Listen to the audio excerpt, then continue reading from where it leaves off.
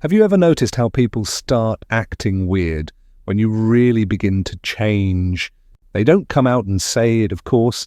They'll laugh it off, throw in some passive-aggressive advice disguised as concern, or just go silent when you try to talk about something deeper.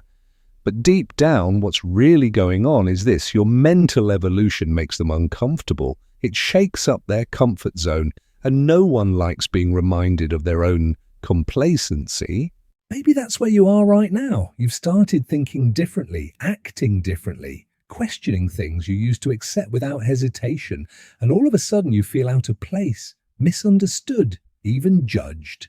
Here's the truth nobody told you, but nature has always known that's the price of building a strong mind. And not just any strength. We're talking about a kind of inner strength so raw, so real that it unsettles others. It doesn't have to speak. It doesn't need to convince. Just by existing, it reflects back the weakness of those still stuck in autopilot mode. So why does this happen? Because a truly powerful mind is a threat to collective mediocrity. And nature made that clear from the beginning. When you start thinking for yourself, when you toss aside handed-down beliefs and stop clinging to convenient illusions, you become dangerous. Dangerous to the system, dangerous to those around you, and maybe most importantly, dangerous to your former self. This video is a call, a challenge. It's not meant for people who are looking for comfort or quick fixes. It's for you, the one who's tired of being held hostage by your own insecurities. The one who feels like something inside is about to rupture. The one who's finally ready to build something that no one can manipulate. No one can break a mind so steady, so unapologetically strong that it rattles the world around it. So if that's you, stay with me, because what we're about to talk about isn't easy, but it's real. It's the kind of truth that confronts and sets you free. And after this, you'll never see things the same again. Nietzsche wasn't just a philosopher. He was like a surgeon of the human soul. He had the guts to stare into the abyss, not just glance, but dive in. And it's in that very abyss, in the chaos, in the pain, in the stuff most people avoid, that he discovered the source of true strength. He once wrote, "You need to have chaos inside you to give birth to a dancing star." That's not just a pretty quote, that's a psychological fact. If you want to build a mind that doesn't crack under pressure, forget the motivational fluff. Let go of the fantasy that strength comes from comfort, or that all you need are a few positive affirmations and good vibes. No. Real strength is born when you stop running from suffering, when you stop asking for life to be easier and start wishing you were stronger. Think about it. When did you grow the most? Was it when everything was going your way? Or was it when you were broken, lost, confused, scraping yourself off the floor, forced to rebuild from nothing? Nietzsche believed pain isn't a flaw in the system, it's the engine of transformation. He didn't romanticize suffering. He respected it. He saw it for what it is, a tool. And if you can shift your relationship with pain, failure, and even loneliness, you start to develop something extremely rare, an indomitable spirit. And once that happens, the world will take notice. You'll become disruptive, not because you're trying to, but because you're no longer playing by the script. While others run from chaos, you'll learn to walk through it. While others cling to comfort, you'll reach for greatness. But to reach that level, to truly evolve, you need more than just courage. You need to abandon everything you were taught about strength. It's not about smiling through it. It's not about pretending to be okay. Strength is surviving what should have broken you and coming out the other side even more dangerous. But Nietzsche also knew something else. Chaos alone isn't enough. Without something deeper anchoring you, it can destroy you. That's why in the next part, we'll explore the moment Nietzsche did something truly radical. He killed God. And with that, he placed the full weight of meaning and responsibility on your shoulders. Because when there's no higher authority left to look up to, the universe must be born inside you. If this resonates, stick around. Part 2 is where it gets even more real. Let me know when you're ready for it. When Nietzsche said God is dead, he wasn't throwing a celebration. He was sounding an alarm. This wasn't about religion, it was about responsibility. What he killed wasn't a divine being, but the illusion that something or someone else is in charge. The illusion that there's a master plan, that suffering always has a divine reason, that someone out there is watching over you, guiding your every step. And once that illusion dies, something terrifying happens. You're alone. No more cosmic safety net, no prepackaged meaning, no one to blame. And most people, when they get even a glimpse of that reality, they collapse. But that collapse, it's also where something powerful can begin. Because the moment you realize no one's coming to save you is the moment something awakens inside you. That's the beginning of a real mind, a mind that doesn't just react but creates. See, with the death of God, Nietzsche didn't just strip away belief, he stripped away excuses. You don't get to fall back on, that's just how it is, or it must be meant to be. You don't get to hand off your choices to fate. Now it's all on you. You either rise or you sink. There's no middle ground.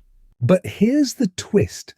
That kind of terrifying freedom, it's also the most powerful gift you'll ever get. Because once you realize no one's watching, no one's judging, and no one's holding your hand, you're finally free to become anything. That's when you stop living by commandments and start creating your own values. You stop obeying and start surpassing. That's the birth of brutal autonomy. And yes, it's heavy, it's overwhelming, it's not easy to carry the weight of meaning alone. But if you can bear it, if you can stand tall in the middle of that existential storm, you begin to develop something few people ever reach: an unshakable mind. And that's where Nietzsche introduces one of the most misunderstood and most powerful ideas in all of philosophy, the Übermensch, the Overman. This isn't a superhero. It's not someone with powers or fame or money. The Übermensch is a person who's broken every mental chain society put on them. Guilt, blind obedience, the need for validation, the fear of being different. The Übermensch does not follow. He creates. He doesn't ask for permission, he doesn't live for applause, he doesn't fit into categories that others made for him. He rises above them. And that's exactly why he can't be broken, because his mind isn't held up by anything external. His strength comes from within. He feeds on his own will to power on the fire, to shape reality, instead of being shaped by it. That's the key. The Übermensch doesn't adapt to the world. He imposes meaning onto it. He doesn't ask, is this allowed? He asks, does this honor who I'm becoming? And once that shift happens, once you stop trying to belong and start trying to build, everything changes. But here's the truth that breaks most people. Becoming that kind of person, it costs everything.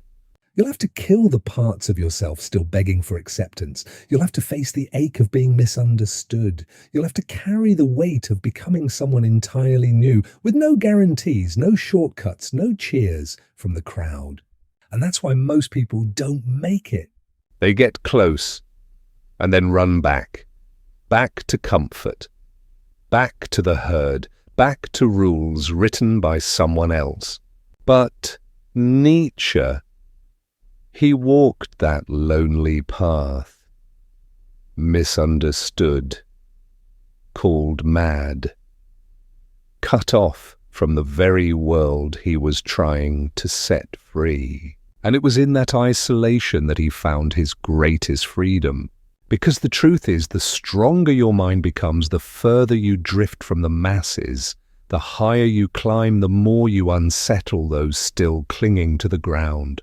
The path to becoming the Übermensch is brutal. It's not romantic. It's not glamorous. It's a war, a demolition of everything you were told to be so that you can finally become who you are. And that war doesn't happen in the noise of the world. It happens in silence, in solitude, which is exactly what we're going to dive into next. Because if you want to build a mind that no one can break, you have to learn to walk alone. Here's a truth no one tells you about building a powerful mind. The stronger you get, the lonelier it feels. And not because you've chosen to isolate yourself, but because the world doesn't know what to do with someone it can't control. Nietzsche saw this clearly. The free spirit, the one who rejects easy truths, who refuses to be tamed by popular morality, inevitably drifts away from the crowd. And that separation, it hurts. But it's necessary. Because real growth needs space, and you can't grow while you're still tethered to the expectations of everyone around you. Most people live in an invisible herd where every thought is shaped by what's acceptable and every move is measured by someone else's reaction. It's safe, it's predictable, but it's also a cage. And Nietzsche, he doesn't just unlock the door, he throws you into the wilderness. Out there are no applause, no instructions, no roadmap. Just you, your pain, your doubts, your memories, your fears, the temptation to quit. And that's where the real battle begins. Most people, they run back. They slip the mask back on. They pretend they don't feel the pull for something more. They pretend they're fine being small. But if you're serious about building a mind no one can shake, you have to stay in that desert. You have to endure the silence that exposes everything you've been avoiding. Nietzsche once said the individual must always struggle not to be overwhelmed by the tribe. If you try it, you will be lonely often and sometimes frightened. But no price is too high to pay for the privilege of owning yourself. That's what it's all about. Ownership of your mind, your choices, your identity. And when you reach that point, when you truly belong to yourself, no one can own you again. No label sticks. No opinion defines. No rejection wounds. But here's the cost: loneliness. You'll lose people. They'll say you've changed, that you're distant, cold, arrogant. They'll try to pull you back, not because they hate you, but because your freedom reminds them they're still trapped. You'll become a mirror, and not everyone wants to see what they've been avoiding. So if you can't bear solitude, you're not ready for freedom. Because real freedom isn't handed out, it's earned, and the battlefield is loneliness. But something strange happens in that isolation. Your vision sharpens, your voice strengthens, your mind starts to see what others can't. And that's when you come face to face with something even more dangerous than solitude: collective mediocrity. Nietzsche didn't fear dictators. He feared the crowd, the swarm of average minds trying to keep each other small. This is the silent oppression, the kind that punishes excellence, the kind that shames independence, the kind that disguises cowardice as virtue. It's not top-down control, it's peer pressure. It's the unspoken demand to fit in, to stay in line, to stop making others uncomfortable. And when your mind starts to evolve, you will make others uncomfortable. Your clarity will feel like judgment. Your ambition will be labeled selfishness. Your self-reliance will be seen as arrogance. Why? Because in a world built on sameness, being different is a threat. And that threat will be attacked not always with words, but with silence, with looks, with exclusion. The message is always the same: shrink. You're making us feel small. Nietzsche called this slave morality, a set of beliefs created by the weak to protect themselves from the strong. They took strength and called it arrogance. They took freedom and called it danger. They twisted the narrative so that mediocrity became virtue. But to understand this, it's not about compassion, it's about resentment. The weak don't want to rise, they want to pull you down. And the moment you stop seeking approval, stop following rules written by others, stop pretending to be like everyone else, they'll come for you. Not with force, with numbers, with consensus, with repetition, trying to make you doubt your own path. And many fall right there, not because they're wrong, but because they're alone. But Nietzsche had another name for people like that: not arrogant, not dangerous, necessary. Because in a world addicted to comfort, someone has to bring discomfort. Someone has to break the mold so something better can be built. That's the mission. That's the cost. But here's the reward. When you build a mind that's rooted in truth, not trends, there's a stillness in you that no one can shake. Your presence alone becomes a statement. Your absence echoes louder than most people's noise. This kind of strength doesn't come from outside. It's not taught in books or found in motivational quotes. It's built in the dark, in silence, in the tension between who you were and who you're becoming. And that process never ends. Because being truly strong isn't about reaching the top. It's about continuing the climb, even when you could have stopped. Nietzsche didn't want you to follow him. He wanted to spark a fire in you to stop begging for validation. Stop chasing pre-made meaning and build something that's yours. He wanted you to become dangerous, not with violence, but with clarity, with presence, with a mind that forces people to question themselves. So now I'll leave you with a challenge. Drop a truth in the comments that you're tired of hiding, an opinion you've been afraid to share, a thought that's made you feel alone but feels true to you.